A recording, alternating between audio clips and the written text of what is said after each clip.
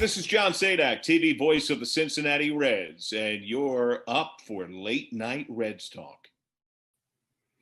Hello, everybody. Happy Monday, and welcome to this week's edition of Late Night Reds Talk Live, part of the Believe Podcast Network, sponsored by our good friends at BetOnline. There may be less football being played, but BetOnline has way more stuff to bet on than this playoff season. From scored, totals, player performance props, to where the next fire coach is going to land, BetOnline's #1 spot for all NFL betting in 2022.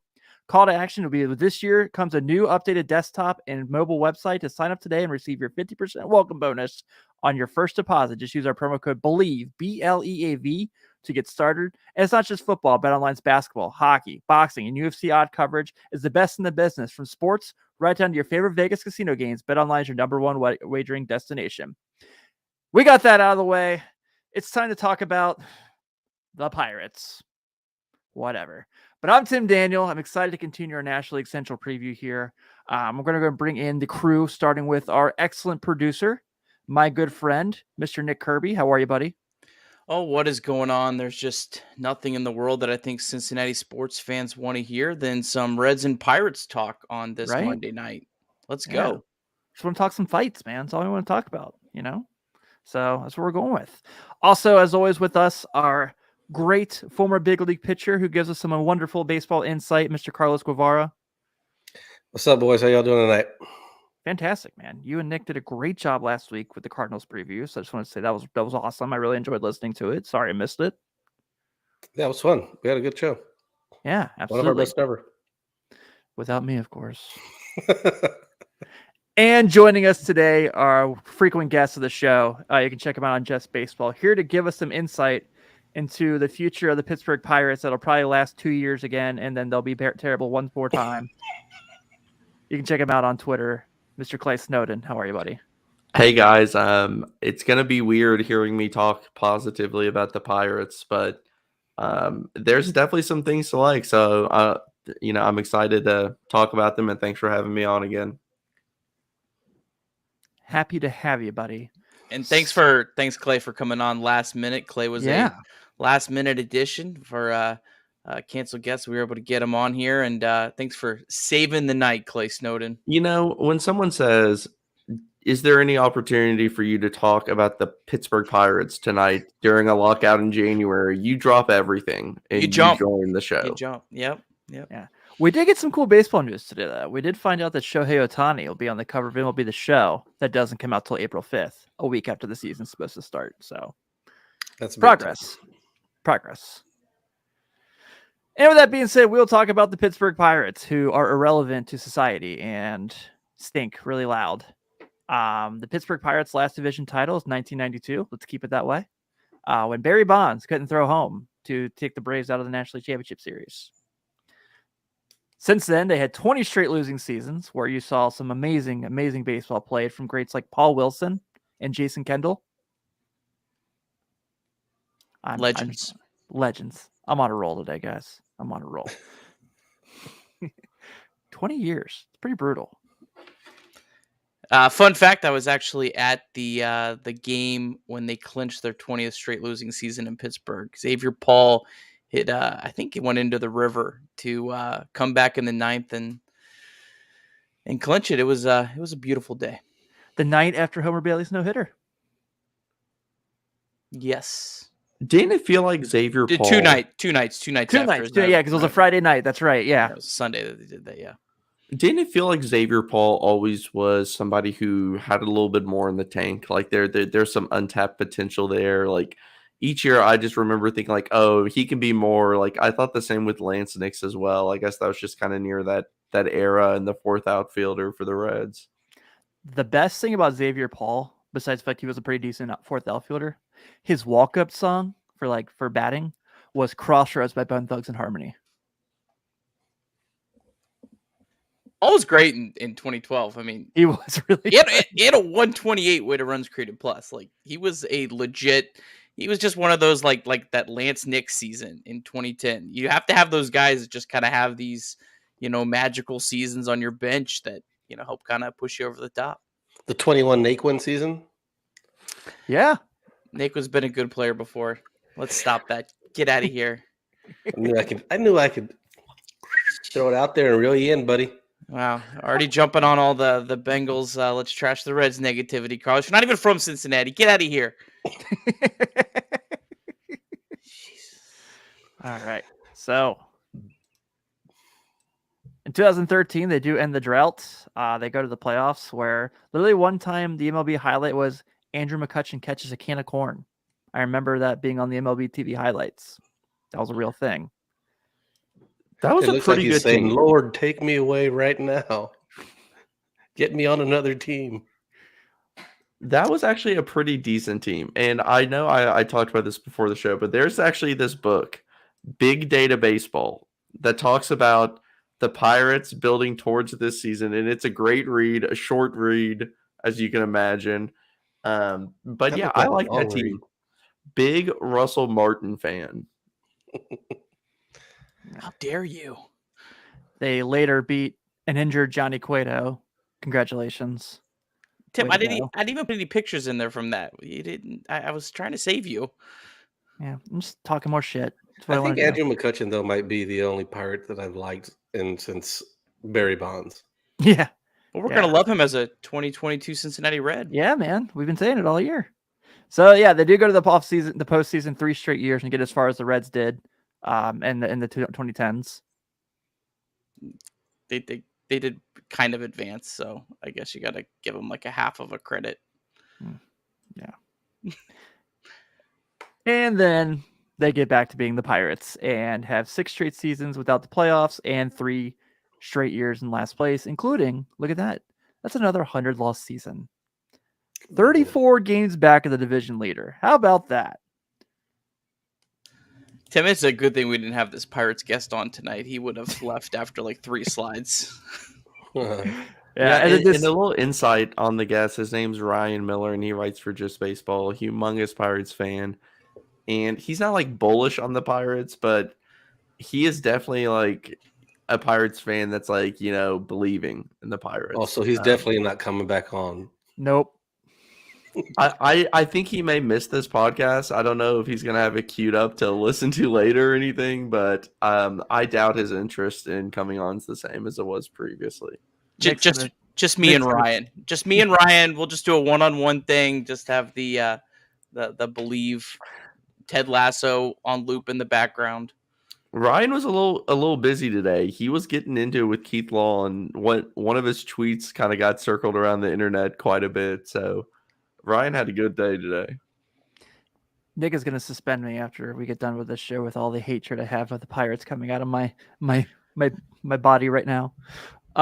This here kind of just shows quite a few different moves they made. Obviously, when they broke up the team, Garrett Cole being moved, Andrew McCutchen, Jacob Stallings, Chris Archer, who they ended up going back to Tampa, which is kind of amazing. And then, heck, I already forgot. So, well, one thing that needs to be noted about this graphic, and those of you who cannot see it if you're listening on Spotify, I want to touch on the Chris Archer trade. Tyler Glass now went to Tampa, who's obviously been incredible. Austin Meadows is a very good player, and that player to be named actually, if I remember right, is Shane Baz, who's depending on what you look at, top 10, top 20 prospect who flashed in limited starts last year, and is going to be absolutely incredible for the Rays, as most pitching prospects are. So huge L on that trade. Did he start a playoff game for them? I believe so. Yeah. I mean, that's pretty awesome. That's the kind of trade that terrifies you, like as a GM. Like that's why you don't want to trade your prospects, because you don't want to be the dude that made that trade. Like that just completely flatlines your entire franchise. GM still there? That wasn't Huntington, right? That was. I have no idea. I can't remember. Like I'm looking at. I remember these trades, and I'm like, who do they get for all these guys? Like, I can't remember who they got in the McCutchen trade. Which that's fine. He was kind of obviously on the downward spiral of his career at that point, but yeah, I don't know.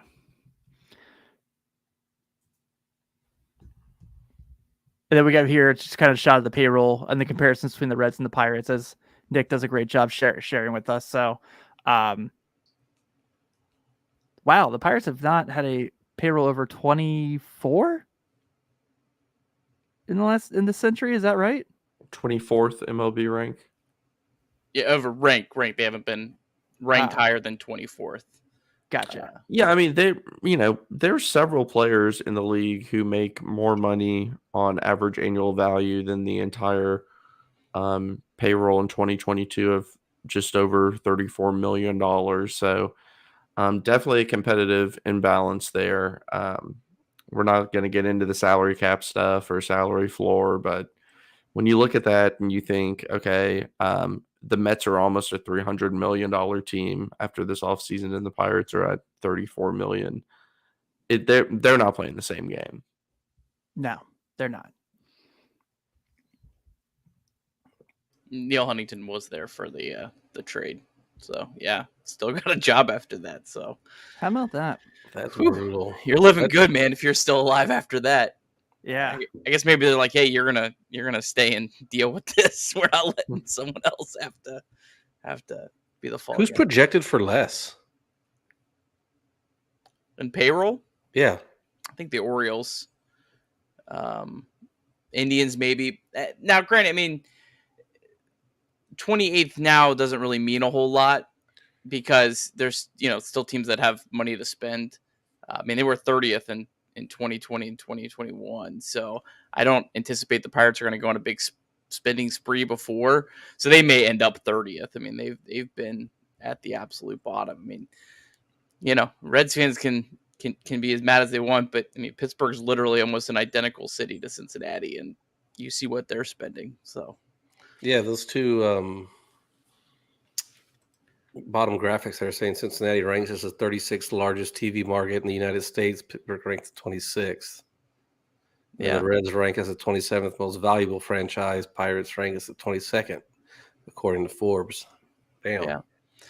I mean, it's not just the Pirates too. I mean, Cleveland. I mean, these are like nearly identical cities population-wise to Cincinnati, and the Reds are far outspending. That's why I don't get too upset. I mean, I get why others do. You want the Reds to do the best, but it's just I have a hard time getting upset when the Reds are doing better than the other similar markets. Doesn't mean like they're excused for what they do, but I'm also not gonna wake up every day and be mad about it. But, yeah, let's also keep in mind again the whole salary cap thing. The Pittsburgh Steelers have had zero issues being successful in the past decade plus, and the Pittsburgh Penguins have not had any issues being successful as well. It's not like the city of Pittsburgh has some crippling curse that nobody wants to go there for or anything like that. The Pirates just have not been spending the money, and they've made a lot of trades that are really, really looking bad now. Yeah, and they don't supplement when they do have a good team. I mean, you look their best run. I mean, they never got up that high in payroll. They weren't, the Reds, when they've had good teams, they've at least somewhat supported them. The Pirates haven't done that at all. I don't know if the Steelers really would be like a good comparison just because of how much more money is in the NFL. But the Penguins, I think, Clay, that's a great example of a team that, what's different between the Penguins and the Pirates. They should be able to be competitive for both. I assume I don't know. I assume the Penguins seat a lot less than PNC Park, right? Yeah, I mean, like I said, I think it goes back to salary cap, salary floor. When you have both of those in place, expectations in a city are totally different. You can still be a tanking team in the NHL and be at that 60 million or whatever salary floor, but when you have a homegrown talent, you typically try to find a way to keep it in the salary cap league, more so than in the MLB. I mean, Sidney Crosby is. I'm not to get into hockey, but like, just go on. Actually, no, I'm not even going to get into all that. Not to get into hockey, but to get into hockey.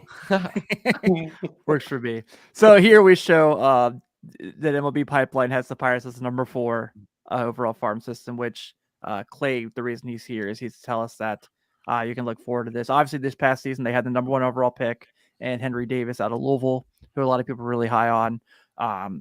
Actually got to see him play once and was pretty impressed in the one time I saw him play. So looks like he has the abilities to be a very good player. Obviously, nothing's predicted. But some things to look forward to there. Guys like him, O'Neal Cruz, who Clay, you talked about kind of having some decent interest in as a much taller shortstop. So you could see him potentially moving positions is what you're saying. Yeah, and not to spend as much time and as much detail as we do on Reds prospects, I just wanted to list off a couple of names that I personally think are MLB caliber, kind of legit prospects that they have. And it's actually one of those things we all love to make fun of the Pirates, but I know that we can say they'll trade them away, whatnot, but they have one of the better farm systems. It's a little bit strange. It's like a lot of middle infielders. Henry Davis is a catcher, as you mentioned. Quinn Pressetier is the pitcher, and he's number 2 on Pipeline, I believe. Just a wicked good curveball, a lot of movement there. O'Neal Cruz, right now, 6'7", plays shortstop, maybe a move to first or corner outfield. That dude, I was at the game when the Reds played the Pirates at the end of the year, and he hit a ball. I know Nick has a graphic of it, but he just rocketed this ball 118.2 miles per hour. And I remember watching it live and just saying, like, holy crap. And I've been following him for a while now just because he's a freak athlete, but that dude is legit. And if he can find a way to kind of put it all together, I mean, he's going to be scary. When you're hitting 118 and you still have a ton of room to fill out in your body, he's going to be a legit MLB player. Nick Gonzalez is a guy who I really like. Second/shortstop, good bat to ball skills. I think he's 22 years old, so he could be up soon. I mean, if you go down that whole list, Salameto has one of the craziest looking windups and deliveries. He's just going to be one of those guys the Reds are going to hate to face, especially as a fan, because it's awkward, it's weird. It's just going to be hard to pick up. Mark Hanna's the guy who they got from San Diego, and I'm not very high on him. They got him in the Adam Frazier trade, but again, another middle infielder. Peguero's a guy who has a ton of speed. Again, another middle infielder. Bubba Chandler is probably one of the most fun athletes you'll see. Originally committed to Clemson to play football, and he's a legit two-way player. So that's going to be someone who's fun to watch. Travis Swaggerty is a name that Reds fans may see this year. He's an outfielder, was a Rule 5 guy that they protected on the 40-man roster. A lot of speed.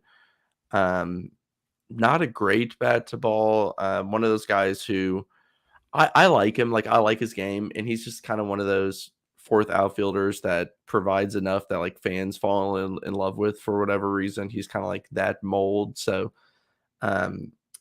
I mean, there's a few more that we can go on, but I'm sure that we've covered. I've painted the picture. This farm system is good, and it's better in my opinion, than what it's been in the past few years. Now, they've had some really good talents come up, but they've kind of hit on a couple of big trades. Jameson Taillon going to the Yankees.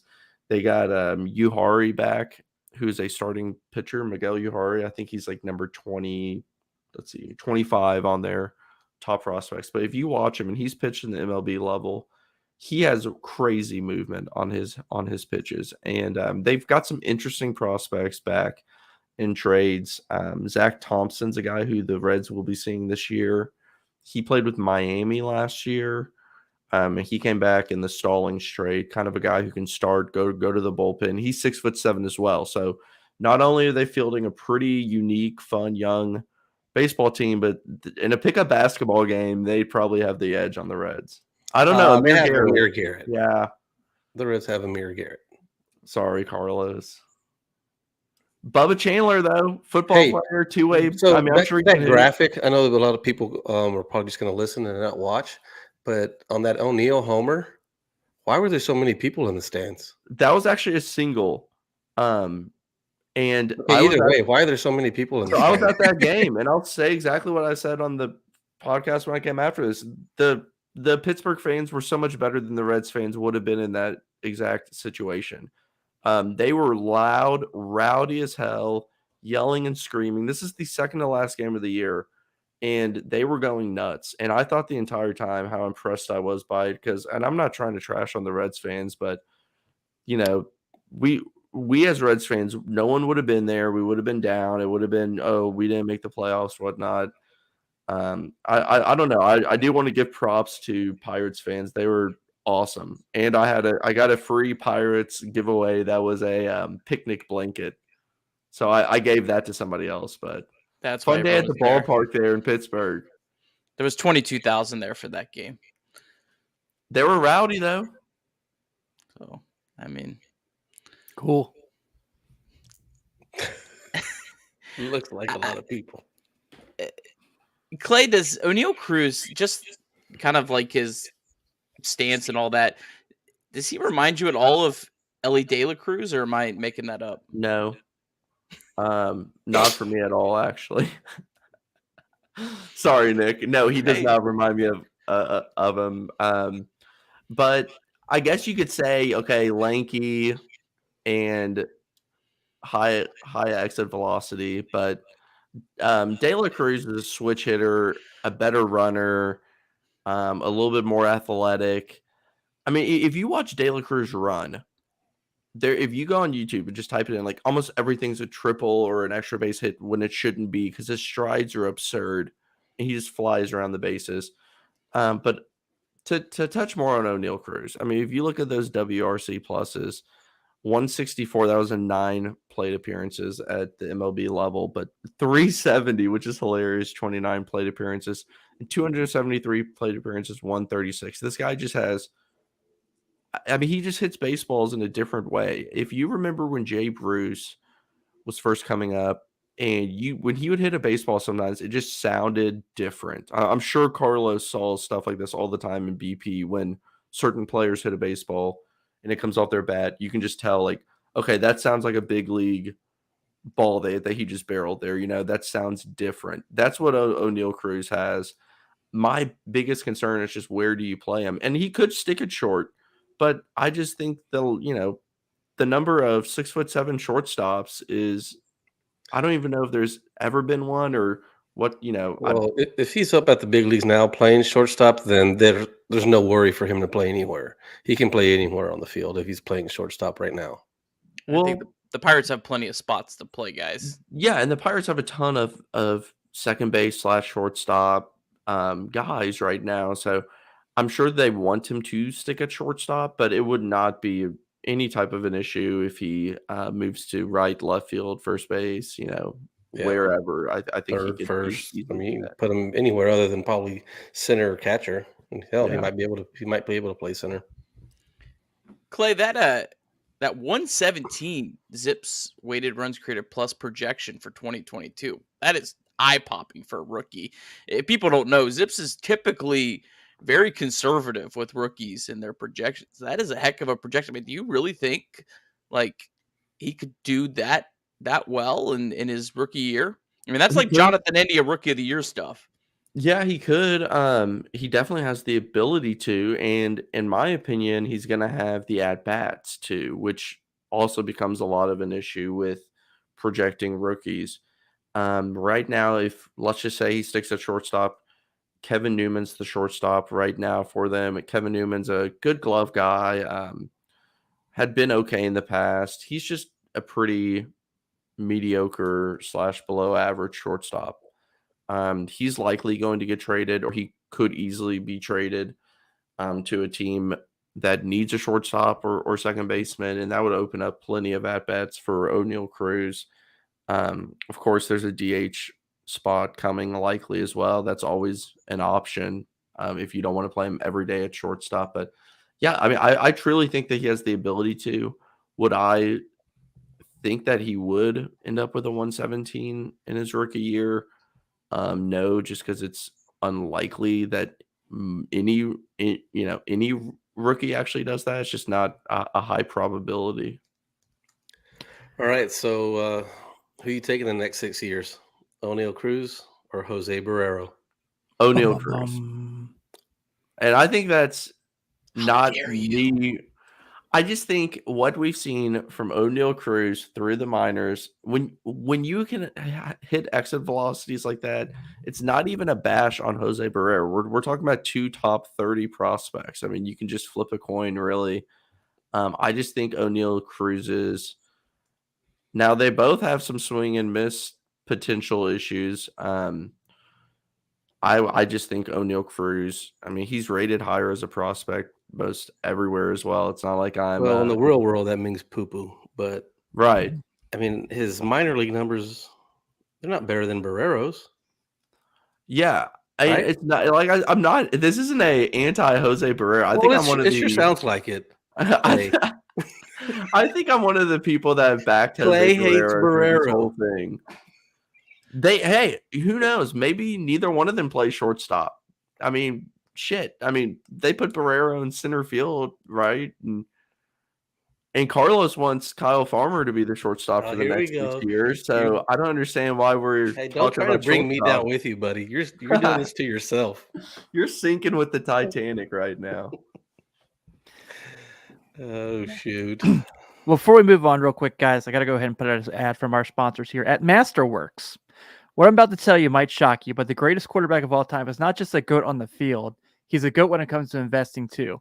He invests in stocks, crypto, and even art. Now you can invest like the GOAT with Masterworks. Masterworks is an investing platform that lets you buy shares representing an investment in art forms like Picasso, Monet, and Warhol. And even great, an art outpriced the S&P 500 by 164% from 1992 in 2021. In fact, early investors have received over 30% IRR 2020 and 2021 for the sale of their 2 paintings. This is your opportunity to join 300,000 other members and invest like the GOAT. Go to masterworks.art/believe. That's masterworks.art/believe. See important disclosures at masterworks./disclaimer. So, Clay, before we move on to the next topic of discussion, I do want to ask you, because you talked about a few things. So currently on the Major League roster is a guy a lot of people are excited about, and Ke'Bryan Hayes. It's kind of an interesting thing. He's a guy a lot of people are like pumped about. I can tell from like the collector standpoint. His Topps 2021 was a card everyone was sending to get graded. Everyone was very high on. It was the must-have card for rookies at the start of the year before Jonathan India came up, of course. But we're talking about a guy who's literally played 120 Major League games. He's got less than 500 career plate appearances. So we don't have a whole lot on him. The 283, 40, 432 slash line, it looks nice. But last year had a 316 on base percentage, had 87 strikeouts in 396 plate appearances. What can you kind of tell people about? Because, he's a young player, so like he's certainly going to get better with time. Looks like, as Nick has it here, he's projected to be the leadoff hitter for the Pirates of the future. But what should people look for in the future for Ke'Bryan Hayes? Do you think he's going to live up to that hype that has kind of surpassed him through his minor league tenure? Yeah, he also hit a home run and got thrown out because he didn't touch first base. I remember that. There's a lot going on with him last year. So his rookie year, he came out hot, and he looked like he was going to be a thorn in the side of Reds fans for years to come. Last year, he got off to a really good start. I think first 2 games of the year, he had 2 home runs or some extra base hits. I mean, he was really good and then got injured and was out for quite a while. When he came back, he just wasn't quite the same. It was a wrist injury. Those are always, I think it was a wrist. Don't quote me on that actually, but I'm pretty sure it was a wrist injury. Those are always tough to come back from and kind of, regain your footing and timing and power. But what we know about Brian Hayes is he's an elite defensive third baseman. He has plus speed. He can steal some bases. So right then you have at least a semi-useful player that you can even, at the very, very, very minimum, he's plus in 2 areas. He's shown at times, and especially in the minors and when he was doing his rehab assignments, I mean, this guy was getting 5-hit games every single game. I mean, he was looking pretty good before he came back to the MLB level. But yeah, I think he is going to be a above average to plus or all-star at points of his career going forward. He just has so much going for him. He's such an athlete. He's only 25 years old. Pirates fans have every right to be excited about Brian Hayes right now. And you pair him with a nice guy like Brian Reynolds, who was like a legit MVP caliber player last year, and people just don't know his name unless you're, follow baseball at an above average level. If you just ask anyone who watches SportsCenter, they probably don't know who he is, but he is like so legit that he's one of the hottest names on any trade market. And if you saw the return he would get, you'd be blown away. Yeah, Reynolds is a legit superstar. Yeah, he's good. Yeah. I'm almost, man, he's 27 years old. I wonder how fast the Pirates could turn this thing around. I mean, it almost feels like. Let's be real here. So, okay. Why are you holding on to him? I mean, I don't know. Maybe no one's offered them anywhere close to his value.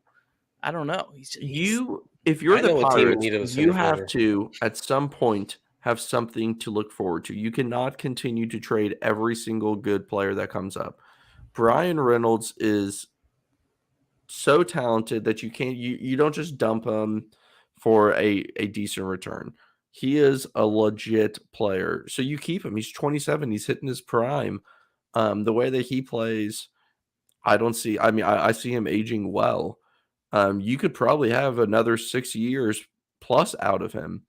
And right now, if you're the Pirates owner, general manager, fan, I mean, you need something to look forward to. And the amount of talent that they have coming up, I think they keep him. Unless it just, all these prospects start to show that, they're not as good as they're projected to be. Things go south again, maybe you consider it. But you have a switch hitting center fielder who can bat up and down the lineup. I mean, he's going to bat third, but he could bat lead off. He gets on base at a high clip, has power. I mean, I just don't see why you would look to move that at this point. See what your young players are coming up. If Cruz starts to look like he's legit, Brian Hayes has a nice bounce back. They could be a lot better than people give them credit for in a couple of years. I don't think people understand like how good like a Nick Gonzalez is. And when he gets inserted into this lineup, he's going to really help. I mean, they have Davis on the way at catcher. I mean, it's not crazy to think in 2 years this team could start looking good, like legit good, kind of like how people were thinking of the Reds. They're not contenders, but they can contend for a playoff spot, but they're not, World Series contenders. I mean, what do the Pirate fans have to hold on to? Like, why are they going to think that all of a sudden now, okay, since we got the young talent, now we're not going to trade any of them like we have the last 87 years? Yeah, and maybe they do trade him. I'm just saying, as a business standpoint, you need to sell hope, right? To an extent. I mean, if you just traded, they haven't in the last 30 years, right? Yeah, and they're still making money. They kept McCutchen around for a while. I mean, they didn't trade him right away or anything. They traded him when he was near, 30. Yeah, that's true. I mean, they do trade. Don't get me wrong, but they did make the playoffs 3 straight years and held on to Marte and Polanco. And I mean, it's not like it's my thing is if I'm the owner, I have to say, okay, with as much prospect talent as we have, and they're all going to be on rookie deals, I have to sell fans on this idea. We cannot just have nothing to look forward to. Well, it sounds very familiar to Cincinnati fans right now. Carlos, this is a Pittsburgh Pirates podcast. We're not talking about any Cincinnati teams. I don't know what I don't even know what you're referring to. The Pirates. So just a quick other few notes on the roster. Ben Gamel's a good fourth outfielder type. Bounced around the league a lot. Had a really good year last year. Not exactly starting caliber. Anthony Alford was a college football player who's just like somehow still around. Roberto Perez past his prime catcher. Michael Chavez never really reached potential from the Red Sox. Yoshi Tsugo was brought over from Japan and was awful with the Rays. And bounced around a little bit, tried to catch on a few different spots, and went to Pittsburgh and was good last year, actually. First base / corner outfield, third baseman.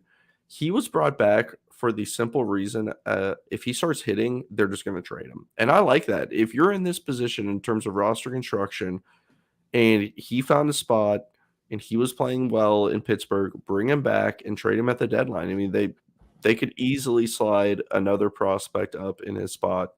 But one name that's not on this list, I don't think, is Rodolfo Castro. I don't know if you all remember him from last year. He played a little bit, and he batted like 198 and wasn't very impressive, but 22-year-old switch hitter with crazy power.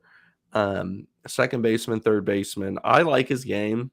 He has a little bit of a ways to go, but when that guy makes contact, I mean, it goes really far. And you can see that's kind of, there's a few people in this lineup and projected lineup going forward that we get it. We get it. They're going to win the World Series next year and the following year.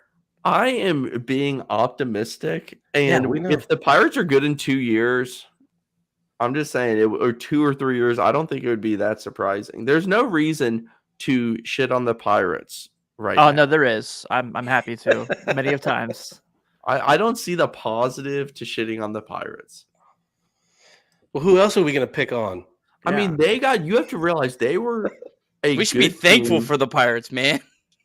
Yeah, they were a pretty good team for a few years there. And then they made a couple horrific trades that set them back. I mean, imagine if Green, Lodolo, De La Cruz, like all these players get gutted from your system. It's going to take 5-6 years to kind of reamp it. So I don't think that they're nearly I mean, they're right now not a good team. Don't get me wrong, but I just think that they're closer.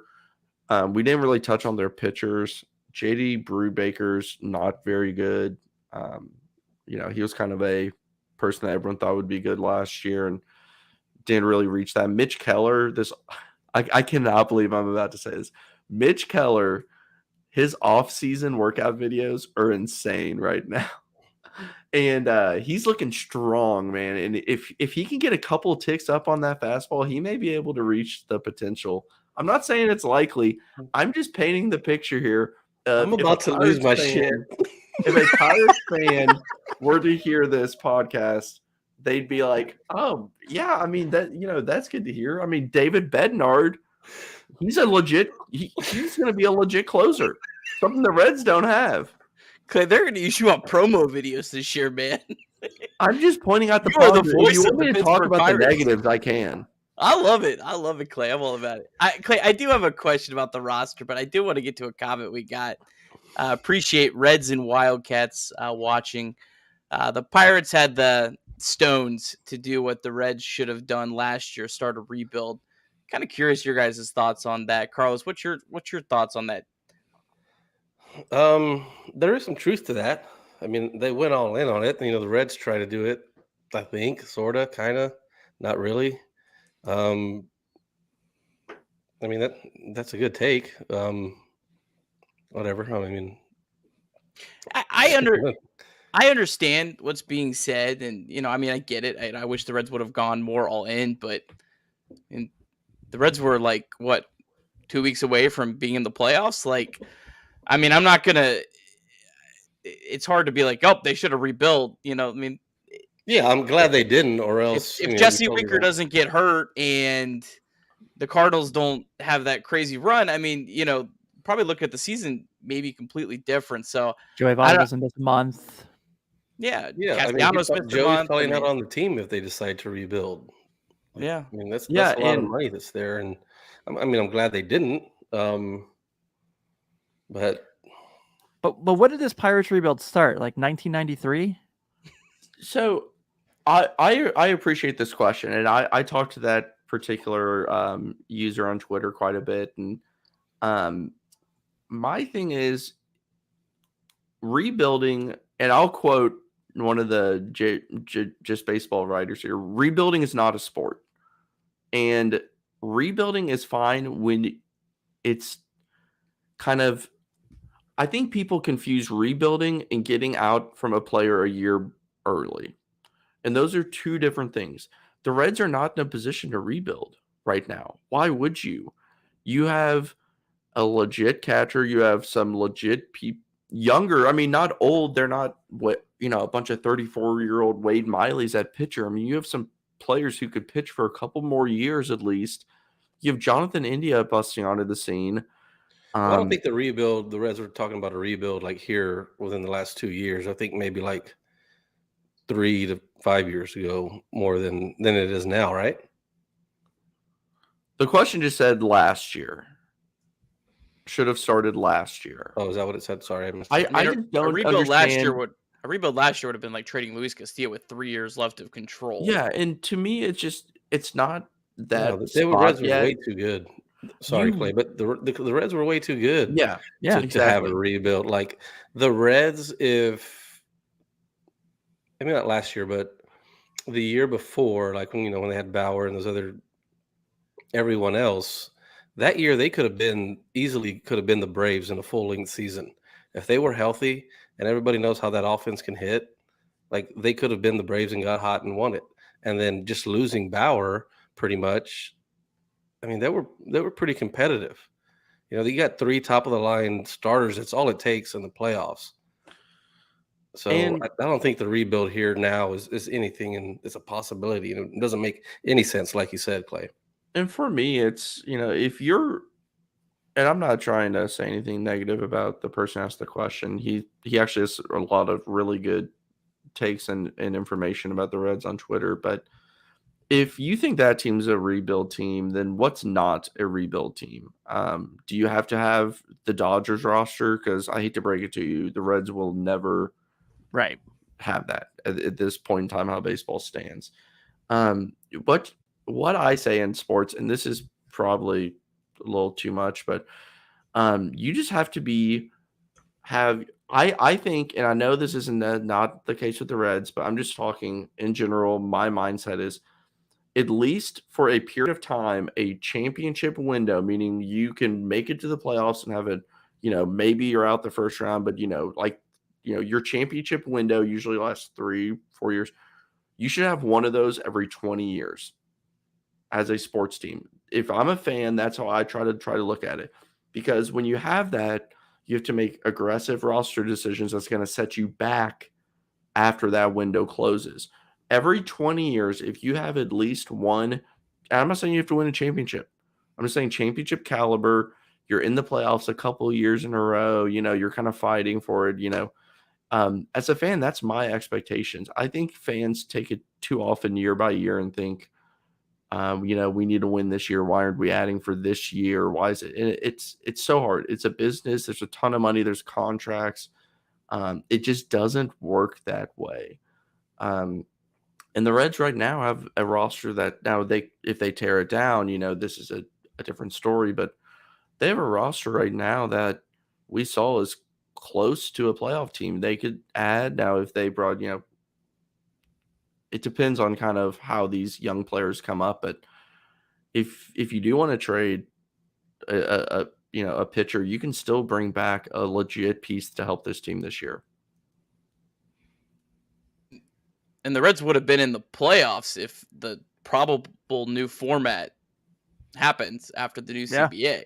I mean, I know people hate that format, and that's fine. I don't really love it either, but I mean, I'm not going to say, "Oh, sorry, we don't want to go in the playoffs." Yeah, we don't really feel like playing the playoffs this year. We'll try when you guys go back to 6 seeds. They were the sixth best record in the NL last year. I mean, so I think the Braves show you if you can get to the playoffs, get there. You never know what can happen. You know, I know everyone's like, oh, well, everyone said that about the 2020 Reds, and I mean, look, it didn't work out. It was 2 games, but look at what happened to the Braves. They got hot. Eddie Rosario carried that team. Eddie Rosario, yeah, right, a guy that like Good had player.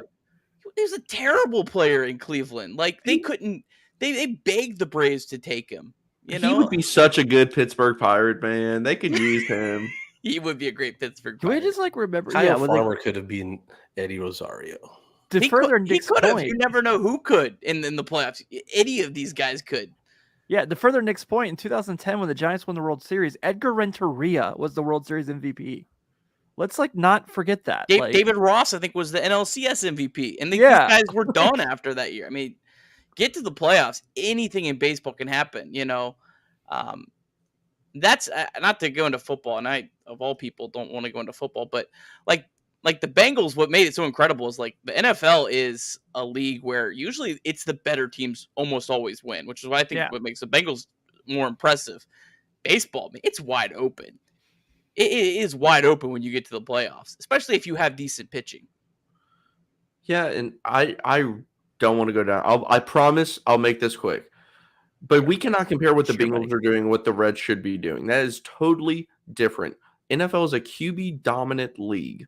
You have a player touch the ball 70 times a game, can drastically change the game. One player making constant decisions on the field. There is nothing like that. It's a salary cap league. Players enter the league near their prime.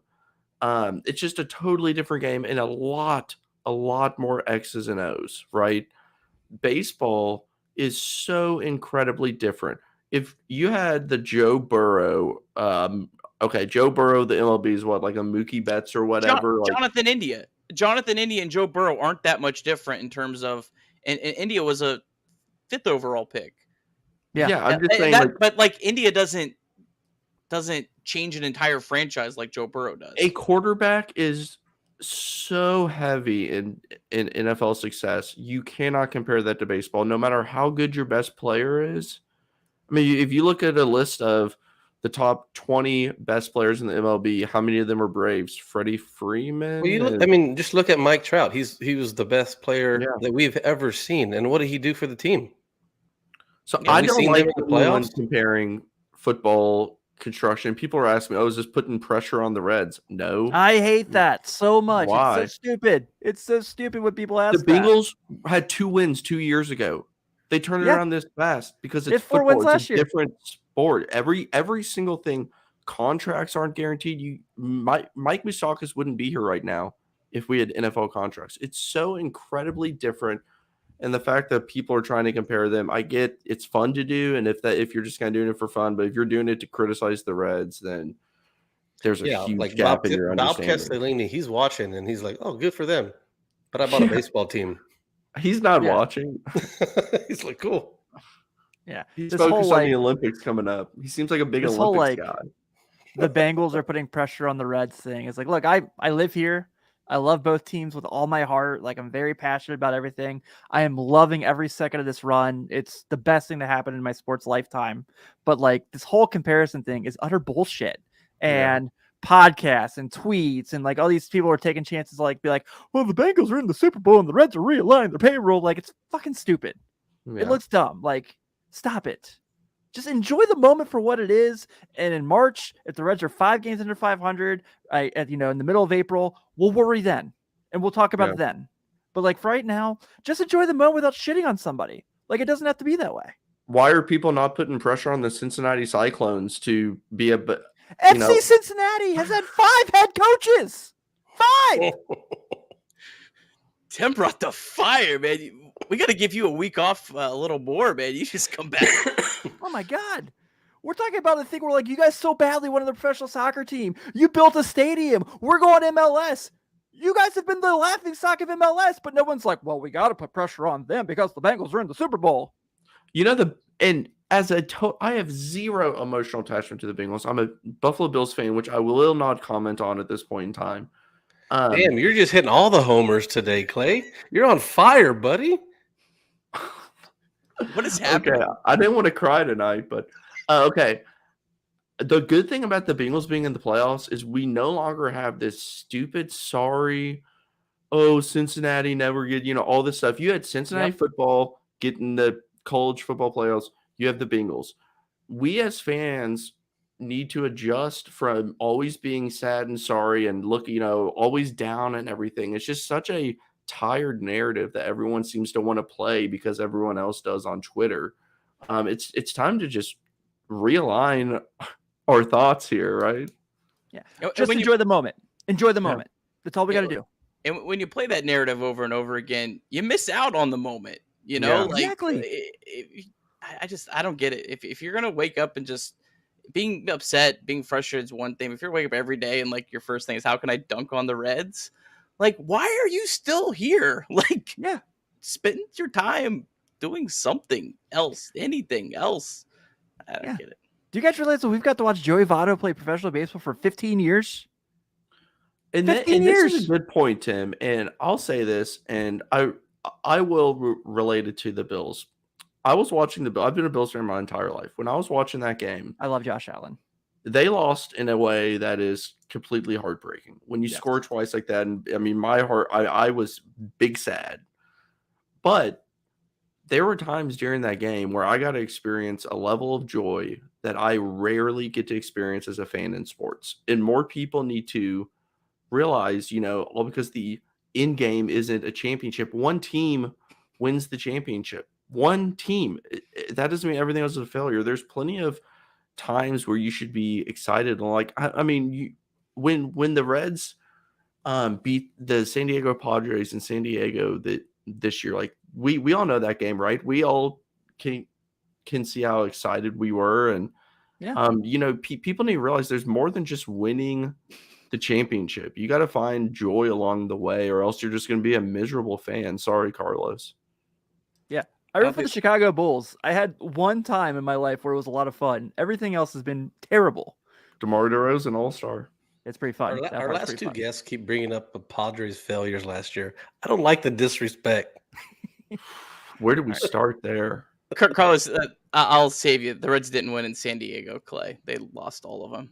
They won one here. But they did have. They did have that game that I feel like is a very good sign if you are a positive fan or a negative fan, because the Reds had that game where India homered and Stevenson tied it, and it was an incredible moment, but then they ended up losing the game. If you're a positive fan, you're gonna look at that and be like, wow, that was just such a fun game. That was the game I was talking about. I didn't even remember that they lost, honestly. But exactly, it was a moment, one of my favorite moments of the year, and you have to appreciate that kind of stuff that happens.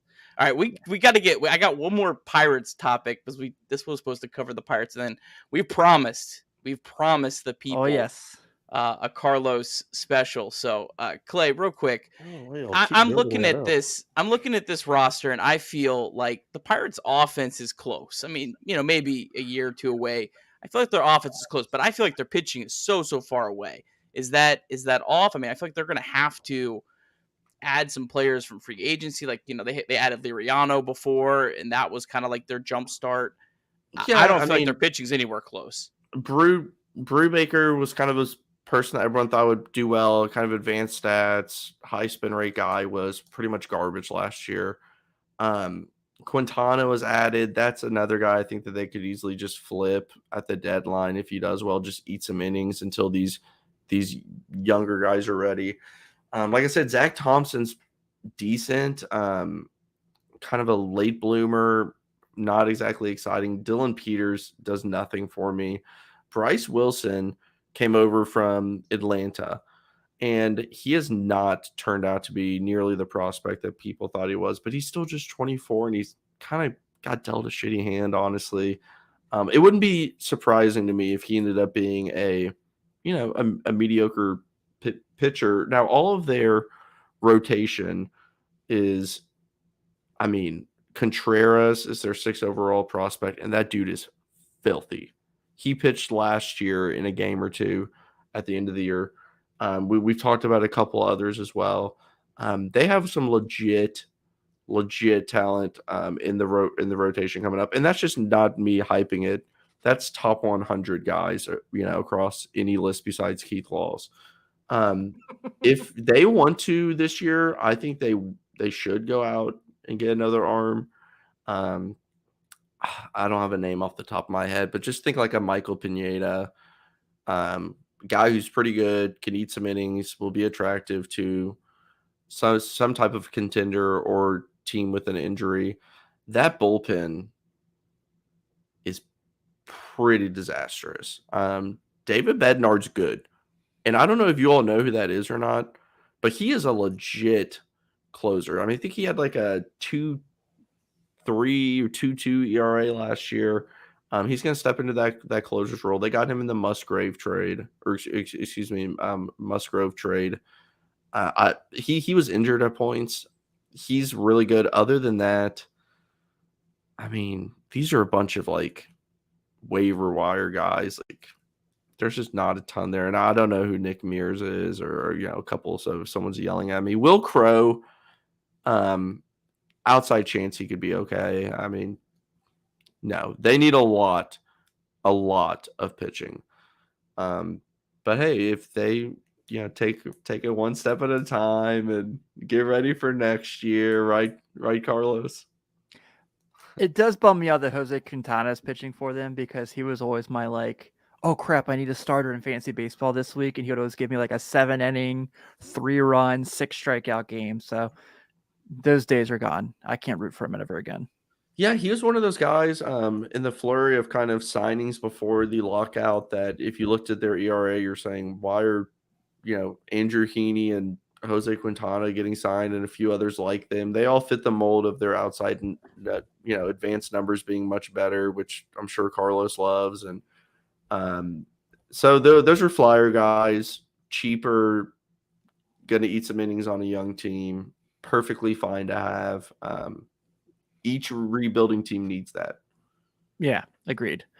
Let's talk real quick, kind of give an update on the lockout. So it looks like we did have another labor meeting, and we're still in the same predicament we were in, it looks like, with a little bit closer. Jeff Hassan talked about the MLB agreed to accept parameters of a pre-arbitration bonus pool, but there's still no deal signed. So it seems like we're getting closer, but this is kind of still annoying, and it feels like a really annoying pissing contest. This is almost Daryl Morey and Ben Simmons annoying, almost. For those who understand my joke. Yeah. I will let you all talk about this. To be completely honest with you, I do not follow the lockout hardly at all, because to me, like, I'll just wait until it's not locked out and I'll read the new agreement. I don't need to follow every like detail of it. I'll catch a thing here or there, but I mean, I don't really even know what's going on, to be honest with you. Everyone will tell me when it's over. Perfect. Me too. So you can get back to watching the Pirates, right?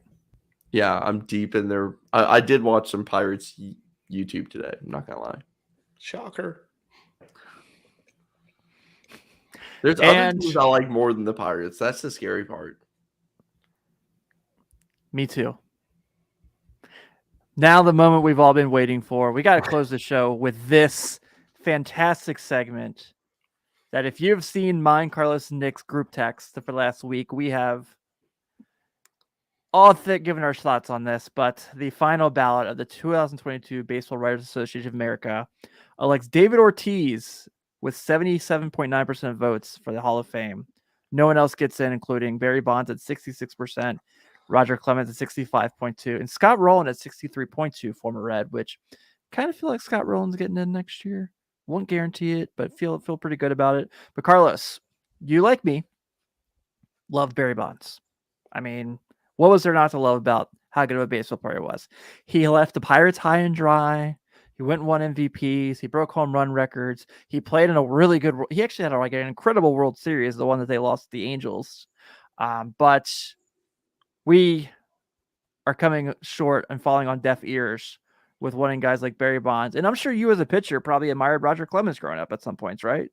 Absolutely. Yeah. I mean, he was one of the guys why I wanted to pitch. I mean, a Texas boy, and just everything about him was just, it was almost like a Nolan Ryan reincarnated. And so, I mean, he was everybody's favorite pitcher.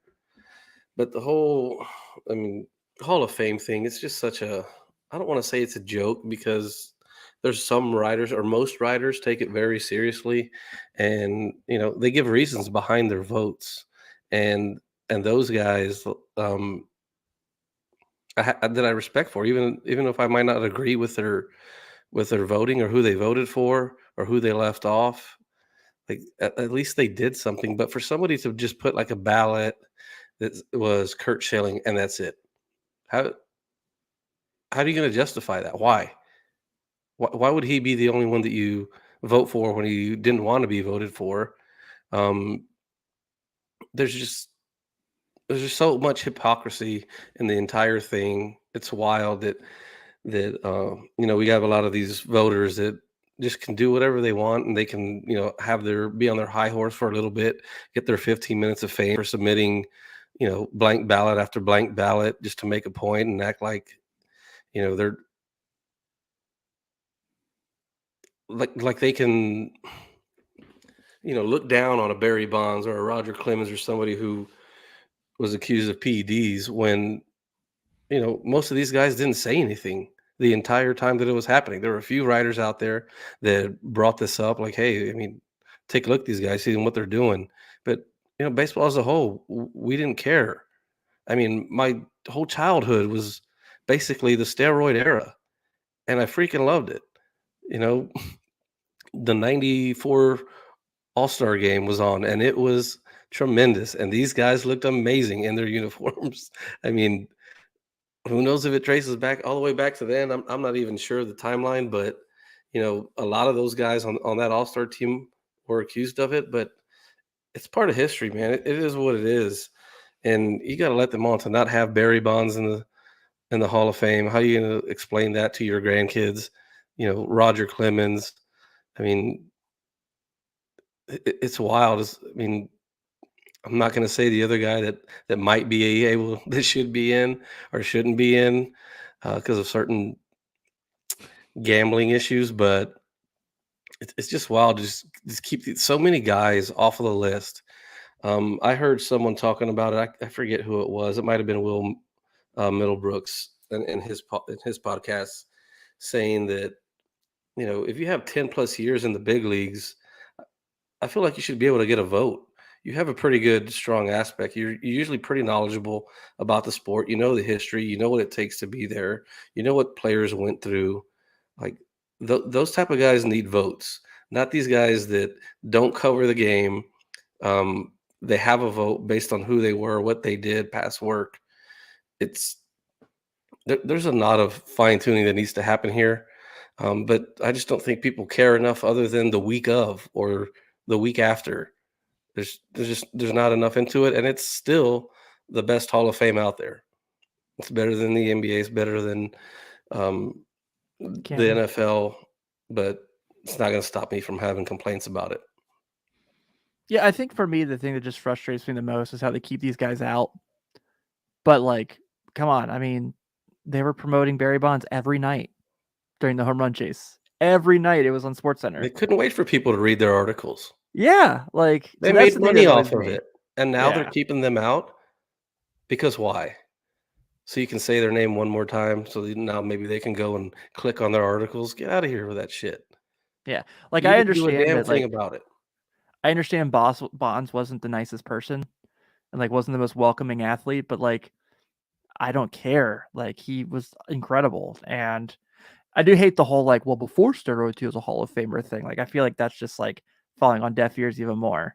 But yeah, I'm with you, man. I appreciate that you did that. Yeah. Well, I think with that being said, unless Carlos, do you want to add any more? No, I'm good. Okay. We're going to say thanks to everyone for tuning in to us during this lockout. I know it's been tough on all of us to not have any baseball news. We're definitely excited about the anticipation of the season coming back. Really appreciate Clay coming on. I know I gave you a lot of shit that you had to sit through with me talking about the Pirates, so I do apologize, but you did give us a lot of good insight. Please make sure, if you have a moment, to give us a nice solid 5-star review on Apple Podcasts or on Spotify, wherever you listen to podcasts. And also, don't forget, Late Night Reds Talk Live is brought to you by BetOnline. You can check them out at betonline.ag. Get 50% off your first bonus with the promo code BELIEVE, BLEAV, and that'll get you a nice solid bets as we're, now you can start looking potentially at over-unders in baseball. We're getting to that point. So we're excited. We're trying to get everything going. We're getting ready for the season to go just as much as all of us. On behalf of Nick, Carlos, and Clay, I'm Tim Daniel. Thank you all. Enjoy the moment. Don't take it away.